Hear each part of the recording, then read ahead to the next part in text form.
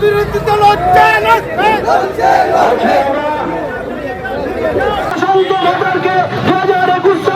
শান্তির পরিবেশে ফিরিয়ে আনার দায়িত্ব নিয়েছেন।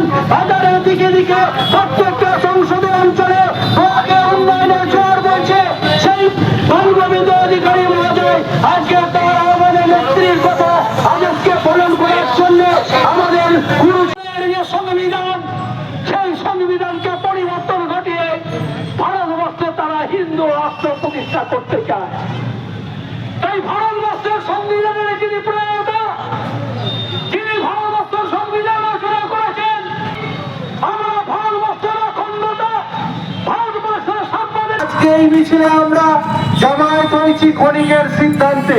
দলনেত্রী বলেছেন, আপনারা জানেন কয়েকদিন আগে ভারতবর্ষের কেন্দ্রীয় সরকারের স্বরাষ্ট্রমন্ত্রী অমিত শাহ মহাশয় তিনি সংসদে দাঁড়িয়ে ভারতবর্ষের সংবিধানের খসড়া কমিটির যিনি চেয়ারম্যান ডক্টর বি.আর. আম্বেদকর, যিনি একজন তপশিলি পরিবারভুক্ত মহামানব, তার নেতৃত্বে সংবিধান প্রণীত হয়েছিল, তার উদ্দেশ্যে অত্যন্ত ব্যঙ্গাত্মক মন্তব্য করেছেন।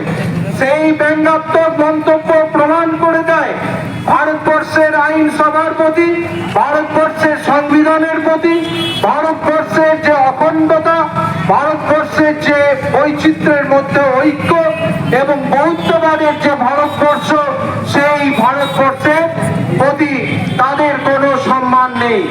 তার প্রতিবাদ জানাতে আমরা ভাতারবাসী যেমন সম্মিলিত হয়েছি জোড়াফুলের পতাকা তলে, হিন্দু মুসলিম তপশিলি জাতি উপজাতি আদিবাসী উচ্চ নিচ ভেদাভেদ ভুলে মানুষের দল তৃণমূল কংগ্রেস রাস্তায় নেমেছে গণতান্ত্রিক ভাবে। এই বার্তা দিতে নেমেছি, আমরা কারোর দয়াল এই ভারতবর্ষে বাস করি না। এই ভারতবর্ষের মাটিতে আমার বাপ ঠাকুরদার অধিকার, তা প্রতিষ্ঠা করার জন্য আইন প্রণীত আছে।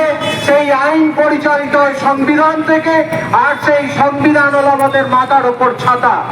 এই সংবিধানের মধ্যে দিয়ে বিধানসভা নির্বাচন হয়, যুক্তরাষ্ট্রীয় পরিকাঠামো নির্ধারণ হয়, কেন্দ্র রাজ্য সম্পর্ক নির্ধারণ হয়, এ কথা আপনাদের জানা আছে।